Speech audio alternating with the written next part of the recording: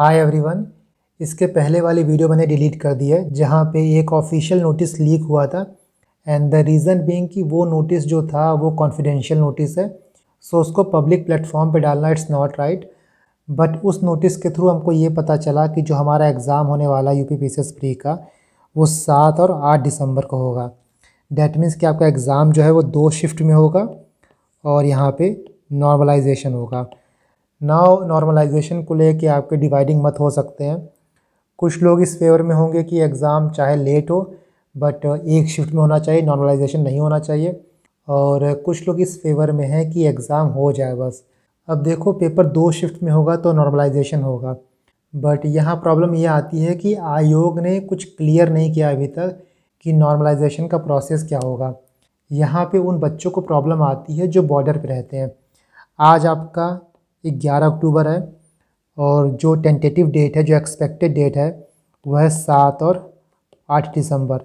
That means आपके पास close to 2 महीना है और आपको ये कोशिश करना है कि इन 2 महीनों में आपका कम से कम नेट 100 करेक्ट होगा। क्योंकि देखो, अगर नॉर्मलाइजेशन होता है पेपर में तो आप बॉर्डर पे नहीं रह सकते हो।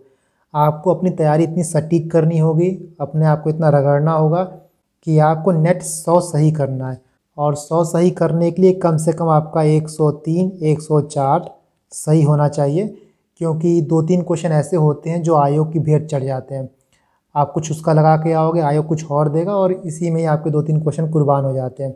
सो इस बार कंपटीशन टफ होगा और मैं आपसे सिर्फ इतना बोलूँगा कि जितनी भी आपके अंदर जान बची है, जितना भी आपके अंदर जज्बा बचा है और जितना अब तक फ्रस्ट्रेट होते आए हो, सारी एनर्जी अपनी पढ़ाई में लगा दो। चाहे आपको 12 घंटा पढ़ना पड़े, 14 घंटा पढ़ना पड़े, आप पढ़ो।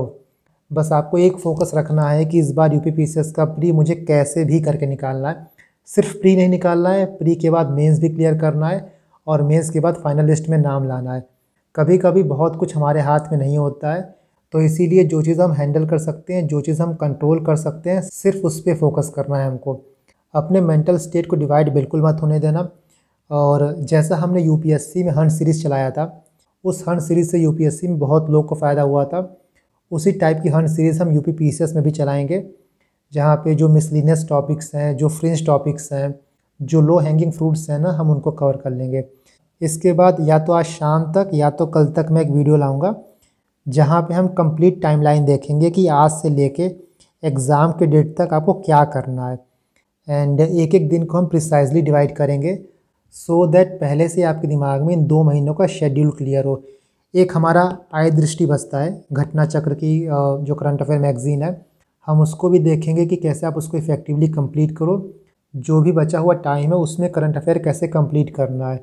क्योंकि देखो, अगर नॉर्मलाइजेशन होगा पेपर में तो करंट अफेयर का बहुत ही मेजर रोल होगा। ये आप मान के चलो कि करंट अफेयर हो सकता है कि मेक और ब्रेक का काम करे।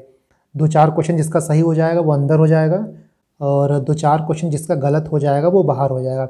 इसीलिए 3-4 एरिया हैं जहाँ पे आपको फोकस करना है। एंड वो कौन से एरिया हैं, कैसे फोकस करना है, क्या करना है, उसकी बात हम आज शाम को करेंगे या फिर कल करेंगे।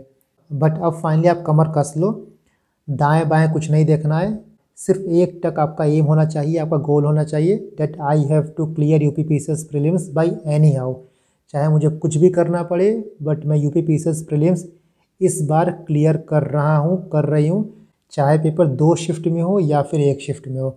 All the very best. जल्दी हम मिलते हैं।